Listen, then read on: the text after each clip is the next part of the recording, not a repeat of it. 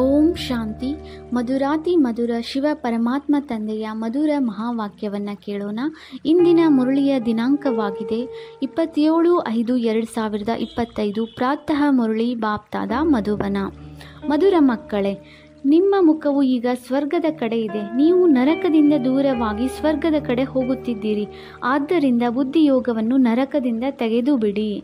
ಇಂದಿನ ಪ್ರಶ್ನೆಯಾಗಿದೆ, ಎಲ್ಲದಕ್ಕಿಂತ ಸೂಕ್ಷ್ಮ ಮತ್ತು ಉನ್ನತ ಗುರಿ ಯಾವುದು? ಅದನ್ನು ಯಾರು ಪಾರು ಮಾಡಬಲ್ಲರು? ಉತ್ತರ: ನೀವು ಮಕ್ಕಳು ಸ್ವರ್ಗದ ಕಡೆ ಮುಖ ಮಾಡುತ್ತೀರಿ. ಮಾಯೆಯು ನರಕದ ಕಡೆ ತಿರುಗಿಸುತ್ತದೆ. ಗುರಿಯನ್ನು ಪಾರು ಮಾಡಲು ನಷ್ಟ ಮೋಹಿಗಳಾಗಬೇಕಾಗುತ್ತದೆ. ನಿಶ್ಚಯ ಮತ್ತು ಸಾಹಸದ ಆಧಾರದ ಮೇಲೆ ಅದನ್ನು ಪಾರು ಮಾಡಬಲ್ಲಿರಿ. ವಿಕಾರಗಳು ಮಧ್ಯದಲ್ಲಿರುತ್ತಾ ನಿರ್ವಿಕಾರಿ ಹಂಸಗಳಾಗುವುದೇ ಪರಿಶ್ರಮವಿದೆ. ಗೀತೆ: ನಿರ್ಬಲನೊಂದಿಗೆ ಬಲಶಾಲಿಯ ಯುದ್ಧ. ಓಂ ಶಾಂತಿ. ಯಾರು ಬುದ್ಧಿವಂತ ಮಕ್ಕಳಿದ್ದಾರೆಯೋ ಅವರು ಇದರ ಅರ್ಥವನ್ನು ಬಹಳ ಚೆನ್ನಾಗಿ ತಿಳಿದುಕೊಳ್ಳುತ್ತಾರೆ. ಯಾರ ಬುದ್ಧಿಯೋಗವು ಶಾಂತಿಧಾಮ ಮತ್ತು ಸ್ವರ್ಗದ ಕಡೆ ಇದೆಯೋ ಅವರಿಗೆ ಬಿರುಗಾಳಿಗಳು ಬರುತ್ತವೆ. ತಂದೆಯಂತೂ ಈಗ ನಿಮ್ಮ ಮುಖವನ್ನು ತಿರುಗಿಸುತ್ತಾರೆ. ಅಜ್ಞಾನ ಕಾಲದಲ್ಲಿಯೂ ಸಹ ಹಳೆಯ ಮನೆಯಿಂದ ಮುಖವನ್ನು ತಿರುಗಿಸುತ್ತಾರೆ ಮತ್ತು ಯಾವಾಗ ಹೊಸ ಮನೆಯು ತಯಾರಾಗುವುದೋ ಎಂದು ಹೊಸ ಮನೆಯನ್ನು ನೆನಪು ಮಾಡುತ್ತಿರುತ್ತಾರೆ. ಈಗ ನೀವು ಮಕ್ಕಳಿಗೂ ಗಮನದಲ್ಲಿದೆ. ಯಾವಾಗ ನಮ್ಮ ಸ್ವರ್ಗದ ಸ್ಥಾಪನೆಯಾಗುವುದೋ, ನಂತರ ಸುಖಧಾಮದಲ್ಲಿ ಬರುತ್ತೇವೆಯೋ, ಈ ದುಃಖಧಾಮದಿಂದಂತೂ ಎಲ್ಲರೂ ಹೋಗಬೇಕಾಗಿದೆ. ಇಡೀ ಸೃಷ್ಟಿಯ ಮನುಷ್ಯಾತ್ಮರಿಗೆ ತಂದೆಯು ತಿಳಿಸುತ್ತಾರೆ, ಮಕ್ಕಳೇ, ಈಗ ಸ್ವರ್ಗದ ದ್ವಾರವು ತೆರೆಯುತ್ತಿದೆ. ಈಗ ನಿಮ್ಮ ಬುದ್ಧಿಯೋಗವು ಸ್ವರ್ಗದ ಕಡೆ ಹೋಗಬೇಕು. ಸ್ವರ್ಗದಲ್ಲಿ ಹೋಗುವವರಿಗೆ ಪವಿತ್ರರೆಂದು ಹೇಳಲಾಗುತ್ತದೆ. ನರಕದಲ್ಲಿ ಇರುವವರಿಗೆ ಅಪವಿತ್ರರೆಂದು ಹೇಳಲಾಗುತ್ತದೆ. ಗೃಹಸ್ಥ ವ್ಯವಹಾರದಲ್ಲಿದ್ದರೂ ಬುದ್ಧಿಯೋಗವನ್ನು ಸ್ವರ್ಗದ ಕಡೆ ಇರಬೇಕಾಗಿದೆ. ತಿಳಿದುಕೊಳ್ಳಿ, ತಂದೆಯ ಬುದ್ಧಿಯೋಗವು ಸ್ವರ್ಗದ ಕಡೆ ಮತ್ತು ಮಕ್ಕಳ ಬುದ್ಧಿಯೋಗ ನರಕದ ಕಡೆ ಇದ್ದರೆ ಇಬ್ಬರು ಒಂದೇ ಮನೆಯಲ್ಲಿ ಇರಲು ಹೇಗೆ ಸಾಧ್ಯ? ಹಂಸ ಮತ್ತು ಕೊಕ್ಕರೆಯು ಒಟ್ಟಿಗೆ ಇರಲು ಸಾಧ್ಯವಿಲ್ಲ. ಬಹಳ ಕಷ್ಟವಾಗುತ್ತದೆ. ಅವರು ಬುದ್ಧಿಯೋಗವು ಪಂಚವಿಕಾರಗಳ ಕಡೆ ಇರುತ್ತದೆ. ತಂದೆಯು ಸ್ವರ್ಗದ ಕಡೆ ಹೋಗುವವರು, ಮಕ್ಕಳು ನರಕದ ಕಡೆ ಹೋಗುವವರು. ಇಬ್ಬರು ಒಟ್ಟಿಗೆ ಇರಲು ಸಾಧ್ಯವಿಲ್ಲ. ಉನ್ನತ ಗುರಿಯಾಗಿದೆ. ತಂದೆಯು ನೋಡುತ್ತಾರೆ, ನನ್ನ ಮಕ್ಕಳ ಮುಖವು ನರಕದ ಕಡೆ ಇದೆ. ನರಕದಲ್ಲಿ ಹೋಗದ ವಿನಃ ಅವರಿಗೆ ಇರಲು ಸಾಧ್ಯವಾಗುವುದಿಲ್ಲ. ಅಂದ ಮೇಲೆ ಏನು ಮಾಡಬೇಕು? ಅವಶ್ಯವಾಗಿ ಮನೆಯಲ್ಲಿ ಜಗಳವೂ ನಡೆಯುವುದು. ಮಕ್ಕಳು ವಿವಾಹ ಮಾಡಿಕೊಳ್ಳುವುದೇ ಇರುವುದು ಒಂದು ಜ್ಞಾನವೇ ಎಂದು ಹೇಳುತ್ತಾರೆ. ಗೃಹಸ್ಥ ವ್ಯವಹಾರದಲ್ಲಿ ಇರುವವರು ಅನೇಕರಿದ್ದಾರಲ್ಲವೇ? ಮಕ್ಕಳ ಮುಖವು ನರಕದ ಕಡೆ ಇದೆ. ನರಕದಲ್ಲಿ ಹೋಗಬೇಕೆಂದು ಅವರು ಇಚ್ಛಿಸುತ್ತಾರೆ. ನರಕದ ಕಡೆ ಬುದ್ಧಿಯೋಗವನ್ನಿಡಬೇಡಿ ಎಂದು ತಂದೆಯು ಹೇಳುತ್ತಾರೆ. ಆದರೆ ಮಕ್ಕಳು ತಂದೆಯ ಮಾತನ್ನೇ ಕೇಳುವುದಿಲ್ಲ. ಅಂದಾಗ ಏನು ಮಾಡಬೇಕು? ಇದರಲ್ಲಿ ಬಹಳ ನಷ್ಟ ಮೋಹ ಸ್ಥಿತಿ ಇರಬೇಕು. ಇದೆಲ್ಲದರ ಜ್ಞಾನವು ಆತ್ಮದಲ್ಲಿದೆ. ತಂದೆಯ ಆತ್ಮವು ಹೇಳುತ್ತದೆ, ಇವರನ್ನು ನಾನು ರಚಿಸಿದ್ದೇನೆ, ನನ್ನ ಮಾತನ್ನೇ ಕೇಳುವುದಿಲ್ಲ. ಕೆಲವರಂತೂ ಬ್ರಾಹ್ಮಣರಾಗಿದ್ದರೂ ಸಹ ನರಕದ ಕಡೆಯೇ ಹೊರಟು ಹೋಗುತ್ತದೆ. ಅಂದಾಗ ಅವರು ಒಮ್ಮೆಲೆ ರಸಾತಳದಲ್ಲಿ ಹೊರಟು ಹೋಗುತ್ತಾರೆ, ಒಮ್ಮೆಲೆ ಪಾತಾಳದಲ್ಲಿ ಹೊರಟು ಹೋಗುತ್ತಾರೆ. ಮಕ್ಕಳಿಗೆ ತಿಳಿಸಲಾಗಿದೆ, ಇದು ಜ್ಞಾನ ಸಾಗರನ ಸಭೆಯಾಗಿದೆ. ಭಕ್ತಿ ಮಾರ್ಗದಲ್ಲಿ ಇಂದ್ರ ಸಭೆಯ ಗಾಯನವಿದೆ. ಪುಕರಾಜಪರಿ, ನೀಲಂಪರಿ, ಮಾಣಿಕ್ ಪರಿ ಬಹಳಷ್ಟು ಹೆಸರುಗಳನ್ನು ನೀಡಲಾಗಿದೆ. ಏಕೆಂದರೆ ಜ್ಞಾನ ನರ್ತನ ಮಾಡುತ್ತಾರಲ್ಲವೇ? ಭಿನ್ನ ಭಿನ್ನ ಪ್ರಕಾರದ ಪರಿಗಳಿದ್ದಾರಲ್ಲವೇ? ಅವರು ಪವಿತ್ರರೂ ಬೇಕು. ಒಂದು ವೇಳೆ ಯಾರಾದರೂ ಅಪವಿತ್ರರನ್ನು ಕರೆತಂದರೆ ಶಿಕ್ಷೆಯಾಗುವುದು. ಇದರಲ್ಲಿ ಬಹಳಷ್ಟು ಪಾವನರೂ ಬೇಕು. ಇದು ಬಹಳ ಉನ್ನತ ಗುರಿಯಾಗಿದೆ. ಆದ್ದರಿಂದ ವೃಕ್ಷವು ಬೇಗನೆ ವೃದ್ಧಿ ಹೊಂದುವುದಿಲ್ಲ. ತಂದೆಯು ಯಾವ ಜ್ಞಾನವನ್ನು ಕೊಡುತ್ತಾರೆಯೋ ಅದನ್ನು ಯಾರೂ ಅರಿತುಕೊಂಡಿಲ್ಲ. ಶಾಸ್ತ್ರಗಳಲ್ಲಿಯೂ ಈ ಜ್ಞಾನವಿಲ್ಲ. ಆದ್ದರಿಂದ ಸ್ವಲ್ಪ ನಿಶ್ಚಯವಾಯಿತೆಂದರೆ ಮಾಯೆಯು ಒಮ್ಮೆಲೆ ಪೆಟ್ಟನ್ನು ಕೊಟ್ಟು ಬೀಳಿಸುತ್ತದೆ. ಬಿರುಗಾಳಿಯಲ್ಲವೇ? ಈ ಚಿಕ್ಕ ದೀಪವನ್ನು ಬಿರುಗಾಳಿಯು ಒಂದೇ ಏಟಿನಿಂದ ಬೀಳಿಸುತ್ತದೆ. ಅನ್ಯರು ವಿಕಾರದಲ್ಲಿ ಬೀಳುತ್ತಿರುವುದನ್ನು ನೋಡಿ ತಾನೂ ಬೀಳುತ್ತಾರೆ. ಇದರಲ್ಲಿ ಬಹಳ ತಿಳಿದುಕೊಳ್ಳುವ ಬುದ್ಧಿ ಇರಬೇಕು. ಅಬಲೆಯರ ಮೇಲೆ ಅತ್ಯಾಚಾರವಾಯಿತೆಂದು ಗಾಯನವಿದೆ. ತಂದೆಯು ತಿಳಿಸುತ್ತಾರೆ, ಮಕ್ಕಳೇ, ಕಾಮ ಮಹಾಶತ್ರುವಾಗಿದೆ. ಇದರ ಪ್ರತಿ ನಿಮಗೆ ಬಹಳ ತಿರಸ್ಕಾರವೂ ಬರಬೇಕು. ತಂದೆಯು ಈಗ ಬಹಳ ತಿರಸ್ಕಾರವನ್ನು ತರಿಸುತ್ತಾರೆ. ಮೊದಲು ಈ ಮಾತಿರಲಿಲ್ಲ. ನರಕವಂತೂ ಈಗಲೇ ಇದೆಯಲ್ಲವೇ? ದ್ರೌಪದಿಯು ಕರೆದಳು. ಇದು ಈಗಿನ ಮಾತಾಗಿದೆ. ಎಷ್ಟು ಚೆನ್ನಾಗಿ ತಿಳಿಸಿಕೊಡಲಾಗುತ್ತದೆ, ಆದರೂ ಸಹ ಬುದ್ಧಿಯಲ್ಲಿ ಕುಳಿತುಕೊಳ್ಳುವುದಿಲ್ಲ. ಗೇಟ್ ವೇ ಟು ಹೆವನ್, ಸ್ವರ್ಗಕ್ಕೆ ದಾರಿ.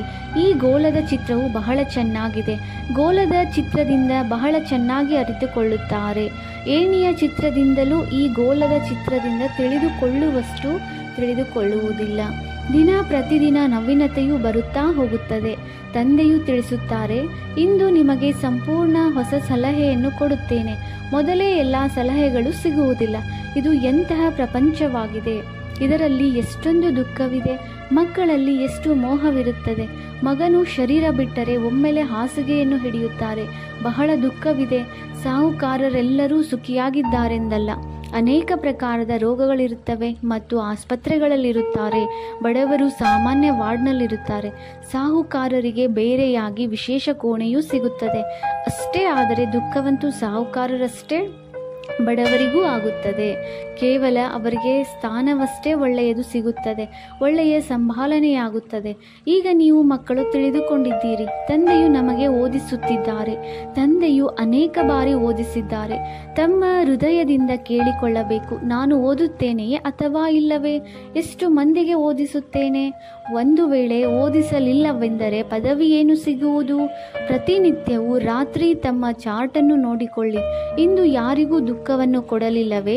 ಶ್ರೀಮತವು ಹೇಳುತ್ತದೆ, ಯಾರಿಗೂ ದುಃಖವನ್ನು ಕೊಡಬೇಡಿ ಮತ್ತು ಎಲ್ಲರಿಗೂ ಮಾರ್ಗವನ್ನು ತಿಳಿಸಿ. ಯಾರು ನಮ್ಮ ಕುಲದವರಾಗಿರುವರೋ ಅವರಿಗೆ ಬಹುಬೇಗನೆ ಅರ್ಥವಾಗುವುದು. ಈ ಜ್ಞಾನಾಮೃತವು ನಿಲ್ಲಲು ಬುದ್ಧಿಯು ಚಿನ್ನದ ಪಾತ್ರೆಯಾಗಬೇಕು. ಹೇಗೆ ಸಿಂಹದ ಹಾಲಿಗಾಗಿ ಚಿನ್ನದ ಪಾತ್ರೆಯೂ ಬೇಕೆಂದು ಹೇಳಲಾಗುತ್ತದೆ, ಏಕೆಂದರೆ ಅದರ ಹಾಲು ಬಹಳ ಪ್ರಬಲವಾಗಿರುತ್ತದೆ. ಅದಕ್ಕೆ ಮಕ್ಕಳಲ್ಲಿ ಮೋಹವಿರುತ್ತದೆ. ಯಾರನ್ನಾದರೂ ನೋಡಿದರೆ ಒಮ್ಮೆಲೆ ಮೇಲೆ ಬೀಳುತ್ತದೆ. ನನ್ನ ಮರಿಗಳನ್ನು ಯಾರೂ ಸಾಯಿಸಬಾರದೆಂದು ತಿಳಿಯುತ್ತದೆ. ಇಲ್ಲಿಯೂ ಸಹ ಅನೇಕರಿದ್ದಾರೆ. ಕೆಲವರಿಗೆ ಪತಿ, ಮಕ್ಕಳು ಮೊದಲಾದವರಲ್ಲಿ ಬಹಳ ಮೋಹವಿರುತ್ತದೆ. ಈಗ ಮಕ್ಕಳು ತಿಳಿದುಕೊಂಡಿದ್ದೀರಿ, ಸ್ವರ್ಗದ ಬಾಗಿಲು, ಕೃಷ್ಣನ ಬಾಗಿಲು ತೆರೆಯುತ್ತದೆ. ಕೃಷ್ಣನ ಚಿತ್ರದಲ್ಲಿ ಬಹಳ ಸ್ಪಷ್ಟವಾಗಿ ಬರೆಯಲ್ಪಟ್ಟಿದೆ, ಈ ಯುದ್ಧದ ನಂತರ ಸ್ವರ್ಗದ ಬಾಗಿಲುಗಳು ತೆರೆಯುತ್ತವೆ. ಅಲ್ಲಿ ಕೆಲವರೇ ಮನುಷ್ಯರಿರುತ್ತಾರೆ, ಉಳಿದವರೆಲ್ಲರೂ ಮುಕ್ತಿಧಾಮಕ್ಕೆ ಹೊರಟು ಹೋಗುತ್ತಾರೆ. ಬಹಳ ಶಿಕ್ಷೆಗಳನ್ನು ಅನುಭವಿಸಬೇಕಾಗುತ್ತದೆ. ಯಾವುದೆಲ್ಲ ಪಾಪ ಕರ್ಮಗಳನ್ನು ಮಾಡಿದ್ದೀರೋ ಒಂದೊಂದು ಜನ್ಮದ ಪಾಪವನ್ನು ಸಾಕ್ಷಾತ್ಕಾರ ಮಾಡಿಸುತ್ತಾರೆ. ಶಿಕ್ಷೆಗಳನ್ನು ಅನುಭವಿಸುತ್ತಾ ಇರುತ್ತೀರಿ. ನಂತರ ಬಹಳ ಕನಿಷ್ಠ ಪದವಿಯನ್ನು ಪಡೆಯುತ್ತೀರಿ. ನೆನಪಿಲ್ಲದೆ ಇರುವ ಕಾರಣ ವಿಕರ್ಮ ವಿನಾಶವಾಗುವುದಿಲ್ಲ. ಕೆಲವು ಮಕ್ಕಳು ಮುರುಳಿಯನ್ನೇ ತಪ್ಪಿಸಿ ಬಿಡುತ್ತಾರೆ. ಅನೇಕರು ಇದರಲ್ಲಿ ನಿರ್ಲಕ್ಷ್ಯರಾಗಿರುತ್ತಾರೆ. ನಾವು ಓದಿಲ್ಲವೆಂದರೇನು, ನಾವಂತೂ ಪಾರಾಗಿ ಬಿಟ್ಟಿದ್ದೇವೆಂದು ತಿಳಿಯುತ್ತಾರೆ. ಮುರುಳಿಯನ್ನು ನಿರ್ಲಕ್ಷ್ಯ ಮಾಡುತ್ತಾರೆ. ಇಂತಹ ದೇಹಾಭಿಮಾನಿಗಳು ಅನೇಕರಿದ್ದಾರೆ. ಅವರು ತಮ್ಮದೇ ನಷ್ಟವನ್ನುಂಟು ಮಾಡಿಕೊಳ್ಳುತ್ತಾರೆ. ತಂದೆಗೆ ತಿಳಿದಿದೆ, ಆದ್ದರಿಂದಲೇ ಇಲ್ಲಿ ಬಂದಾಗಲೂ ಸಹ ಕೇಳುತ್ತೇನೆ. ಅನೇಕರು ಮುರುಳಿಯನ್ನು ಓದಿರುವುದೇ ಇಲ್ಲ. ಅದರಲ್ಲಿ ಯಾವ ಒಳ್ಳೆಯ ಜ್ಞಾನದ ಅಂಶಗಳಿವೆಯೋ ಗೊತ್ತಿಲ್ಲ. ತಂದೆಯಿಂದ ಪ್ರತಿನಿತ್ಯವೂ ಒಳ್ಳೊಳ್ಳೆಯ ವಿಚಾರಗಳು ಸಿಗುತ್ತಿರುತ್ತವೆ. ಹೀಗೂ ಅನೇಕರು ಸೇವಾ ಕೇಂದ್ರಗಳಿಗೆ ಬರುತ್ತಾರೆ, ಆದರೆ ಧಾರಣೆಯೂ ಇಲ್ಲ, ಜ್ಞಾನವೂ ಇಲ್ಲ. ಶ್ರೀಮತದನುಸಾರ ನಡೆಯಲಿಲ್ಲವೆಂದರೆ ಪದವಿಯೂ ಸಿಗುವುದೇ? ಸತ್ಯ ತಂದೆ, ಸತ್ಯ ಶಿಕ್ಷಕನ ನಿಂದನೆ ಮಾಡಿಸುವುದರಿಂದ ಎಂದಿಗೂ ಪದವಿಯನ್ನು ಪಡೆಯಲು ಸಾಧ್ಯವಿಲ್ಲ. ಆದರೆ ಎಲ್ಲರೂ ರಾಜರಾಗುವುದಿಲ್ಲ, ಪ್ರಜೆಗಳೂ ಆಗುತ್ತಾರೆ. ನಂಬರ್ ವಾರ್ ಪದವಿಗಳಿರುತ್ತವೆಯಲ್ಲವೇ? ಎಲ್ಲವೂ ನೆನಪಿನ ಮೇಲೆ ಆಧಾರವಾಗಿದೆ. ಯಾವ ತಂದೆಯಿಂದ ವಿಶ್ವದ ರಾಜ್ಯವು ಸಿಗುತ್ತದೆಯೋ ಅವರನ್ನೇ ನೆನಪು ಮಾಡುವುದಿಲ್ಲ.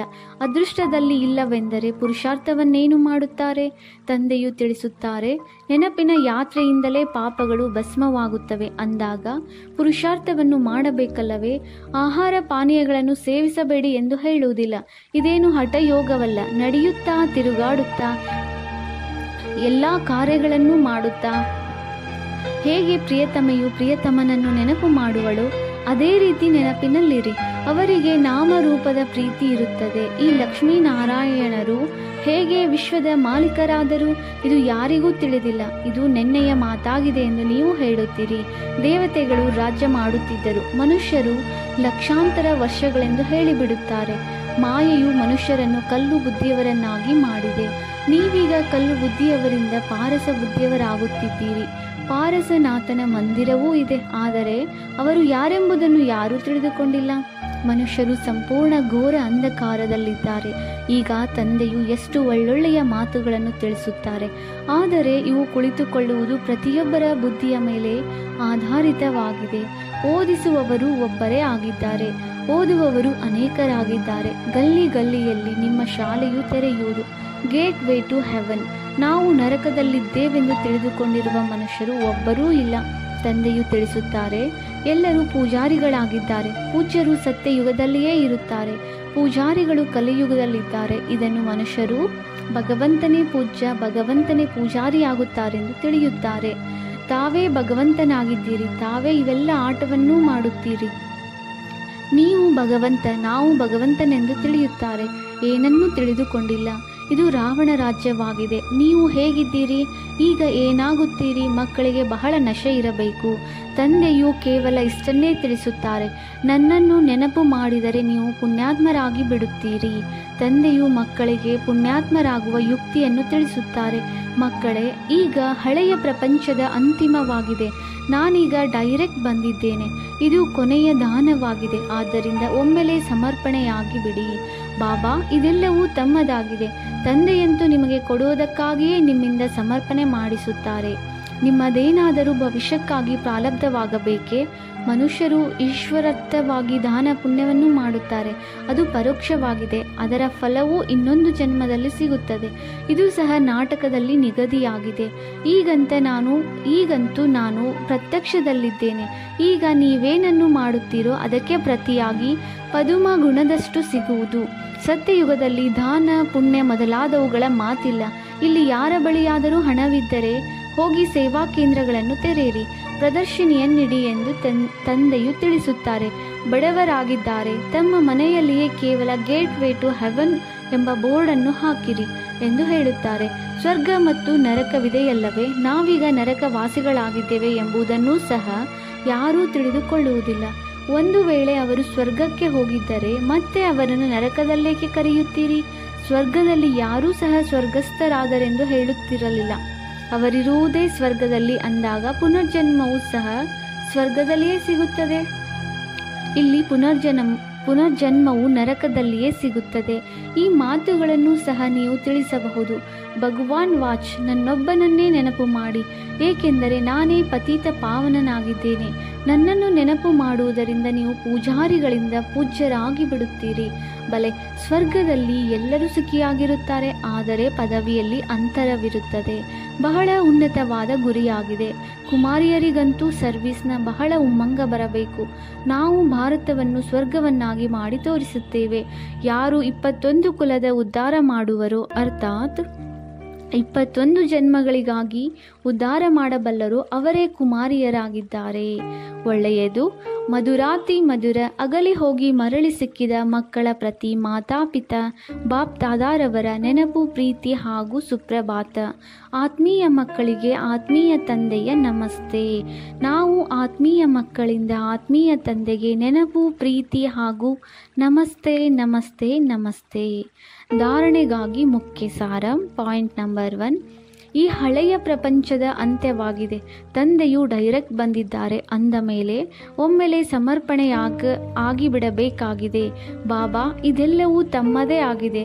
ಈ ಯುಕ್ತಿಯಿಂದ ಪುಣ್ಯಾತ್ಮರಾಗಿ ಬಿಡುತ್ತೀರಿ. Point number 2. ಮುರುಳಿಯನ್ನೆಂದೂ ತಪ್ಪಿಸಬಾರದು. ಮುರುಳಿಯಲ್ಲಿ ನಿರ್ಲಕ್ಷ್ಯವಿರಬಾರದು. ನಾವು ಓದಿಲ್ಲವೆಂದರೆ ಏನಾಯಿತು, ನಾವಂತೂ ಪಾರಾಗಿ ಬಿಟ್ಟಿದ್ದೇವೆಂದಲ್ಲ. ಇದು ದೇಹ ಅಭಿಮಾನವಾಗಿದೆ. ಮುರುಳಿಯನ್ನು ಅವಶ್ಯವಾಗಿ ಓದಬೇಕಾಗಿದೆ.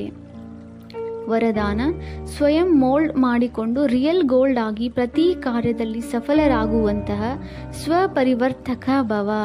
ಯಾರು ಎಲ್ಲ ಪರಿಸ್ಥಿತಿಯಲ್ಲಿ ಸ್ವಯಂವನ್ನು ಪರಿವರ್ತನೆ ಮಾಡಿಕೊಂಡು ಸ್ವಪರಿವರ್ತಕರಾಗುತ್ತಾರೆ ಅವರು ಸದಾ ಸಫಲರಾಗುತ್ತಾರೆ.